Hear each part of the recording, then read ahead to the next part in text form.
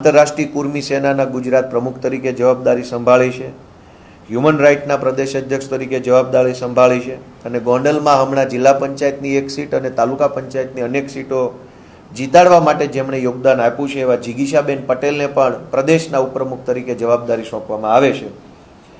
અને એવા જ એક દલિત સમાજના આગેવાન નિવૃત્ત પોલીસ અધિકારી છે, રાષ્ટ્રપતિ એવોર્ડ આપેલો છે, ભારતના રાષ્ટ્રપતિએ જેને સારી કામગીરી માટે સન્માનિત કર્યા છે।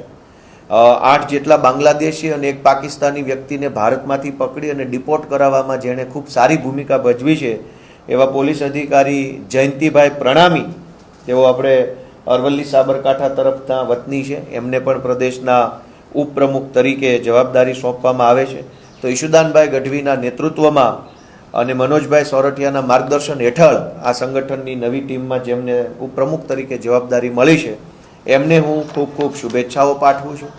આ સિવાય અમારા આમ આદમી પાર્ટીના લગભગ સ્થાપના વખતના સભ્ય, જ્યારે આમ આદમી પાર્ટી બની ત્યારથી આમ આદમી પાર્ટી સાથે જોડાઈને એક વોરિયર તરીકે સતત આમ આદમી પાર્ટીની પડખે ઊભા રહ્યા છે।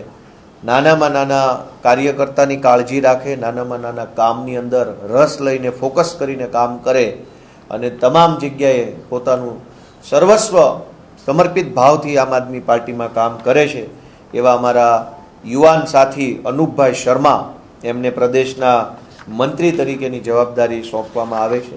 આ સિવાય આમ આદમી પાર્ટીના જે મોરચો છે, અલગ અલગ મોરચાઓ છે, એની અંદર પણ અમારા સાથીઓની નિમણૂક કરવામાં આવી છે। પ્રદેશના મહિલા મોરચાના અધ્યક્ષ તરીકે અમારા આમ આદમી પાર્ટીના સૌથી લોકપ્રિય મહિલા નેતા, જેમણે સુરત મહાનગરપાલિકામાં વિરોધ પક્ષના નેતા તરીકે પણ જવાબદારી સંભાળી છે, ખૂબ સરસ આક્રમક એમની લડાઈ છે, જનતા માટે હંમેશા તેઓ લડતા આવ્યા છે એવા પાયલબેન સાકરિયાને પ્રદેશ મહિલા મોરચાના પ્રમુખ તરીકે જવાબદારી સોંપી છે।